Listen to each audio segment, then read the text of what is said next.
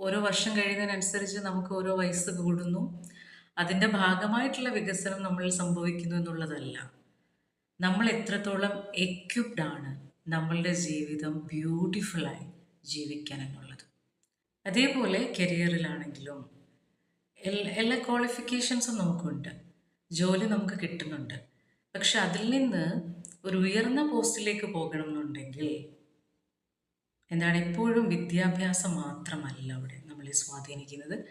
വിദ്യാഭ്യാസം place an important role. വിദ്യാഭ്യാസം വളരെ അത്യാവശ്യമാണ്.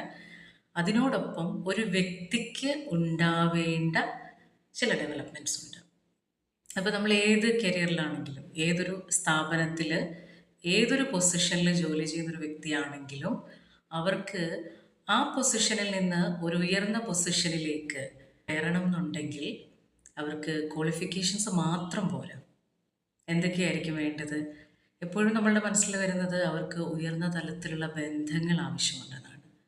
ഓഫ് കോഴ്സ് നമ്മളുടെ സീനിയർ ആൾക്കാരുമായിട്ടും അല്ലെ സ്ഥാപനത്തിൻ്റെ മറ്റു റൂൾസുമായിട്ടും ആ സ്ഥാപനത്തിൻ്റെ വിഷനുമായിട്ടും ഒക്കെ നമ്മൾ കണക്റ്റഡ് ആയിരിക്കണം. അതുമായിട്ട് നമുക്ക് പൊരുത്തപ്പെട്ടു പോകാൻ പറ്റണം.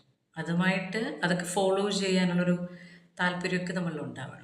അവിടെ നമ്മൾ ഇങ്ങനെ ഒരു വ്യക്തിയാണ്, നമ്മളുടെ ഐഡിയോളജി ഇതാണ് എന്ന് പറഞ്ഞ് നിൽക്കുകയല്ല വേണ്ടത്. അപ്പോൾ അവിടെ നമുക്ക് കണക്ഷൻസ് നീഡഡ് ആണ്. ആ സ്ഥാപനവുമായിട്ടുള്ള കണക്ഷൻ, ആ സ്ഥാപനം എന്ന് പറഞ്ഞാൽ ആ സ്ഥാപനത്തിലെ മേധാവിയുമായിട്ടുള്ള അല്ലെങ്കിൽ അതിലെ ഉയർന്ന ഉദ്യോഗസ്ഥരുമായിട്ടുള്ള സുഹൃത്ത് ബന്ധമല്ല പറയുന്നത്. എന്താണ് ആ സ്ഥാപനത്തിൽ നടക്കുന്ന വർക്ക്, അതിലെത്രത്തോളം നമ്മൾ ഇൻവോൾവ് ആണ്, അതാണ് ആ ബന്ധം. അവിടെ നടക്കുന്ന കാര്യങ്ങൾ എത്രത്തോളം നമ്മൾ അറിയുന്നുണ്ട്, അവിടെ നടക്കുന്ന പ്രവൃത്തികൾ ഇതിലും മികച്ചതായി നടത്താൻ നമുക്ക് എന്തൊക്കെ അതിൽ കോൺട്രിബ്യൂട്ട് ചെയ്യാൻ പറ്റും. അങ്ങനെ നമുക്ക് ആ സ്ഥാപനവുമായിട്ടുള്ള ഒരു ബന്ധം.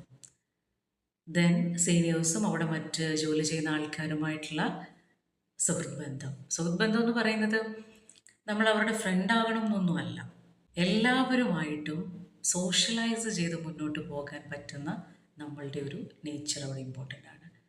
ഒരു ടീം വർക്കിൽ എത്രത്തോളം നമുക്ക് പെർഫോം ചെയ്യാൻ പറ്റുന്നു, മറ്റൊരാൾ നമുക്കൊരു ജോലി അസൈൻ ചെയ്ത് തന്നാൽ നമ്മൾ എത്രത്തോളം കൃത്യതയോടുകൂടി അത് ചെയ്തു കൊടുക്കുന്നു, അല്ലെ മറ്റുള്ളവരെ കൊണ്ട് നമുക്കൊരു വർക്ക് ചെയ്യിപ്പിക്കണം എന്നുണ്ടെങ്കിൽ, സ്ഥാപനത്തിലെ വർക്ക് ചെയ്യിപ്പിക്കണം എന്നുണ്ടെങ്കിൽ എത്രത്തോളം ഒരു ലീഡർഷിപ്പ് സ്കില്ല് നമ്മളുടെ കയ്യിലുണ്ട്. അതിൽ ഓരോ പൊസിഷൻ അനുസരിച്ച് ആ പൊസിഷൻ ഡിമാൻഡ് ചെയ്യുന്ന ക്വാളിറ്റി നമുക്ക് ആവശ്യമാണ്. അതാണ് നമ്മൾ പറയുന്ന ആ സ്ഥാപനവും അവിടുത്തെ വർക്കുമായിട്ടുള്ള നമ്മളുടെ ബന്ധം.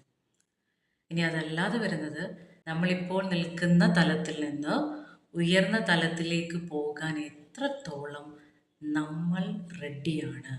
That's important thing. ചില ആൾക്കാരുണ്ട് വർഷങ്ങളായിട്ട് ഒരേ പൊസിഷനിൽ തന്നെ ജോലി ചെയ്യുന്ന ആൾക്കാർ. പല ജോലിക്കും പോകുമ്പോൾ ടീം വർക്കായിട്ട് വർക്ക് ചെയ്യേണ്ടതായിട്ടുണ്ട്. നമ്മളുടെ മുതിർന്ന ഉദ്യോഗസ്ഥർ പറയുന്ന കാര്യങ്ങൾ നമുക്ക് അനുസരിക്കേണ്ടതായിട്ടുണ്ട്. മറ്റുള്ള ആൾക്കാരോട് നമ്മൾ ചില വർക്ക് അവർക്ക് ചെയ്യാൻ കൊടുക്കേണ്ടതായിട്ടുണ്ട്. ടീമായിട്ട് ഒരു ഗ്രൂപ്പിൽ നമ്മൾ വർക്ക് ചെയ്യാൻ പഠിക്കേണ്ടതായിട്ടുണ്ട്. കുറേ ഏരിയാസ് ഉണ്ട് വ്യക്തിത്വ വികസനത്തിൽ.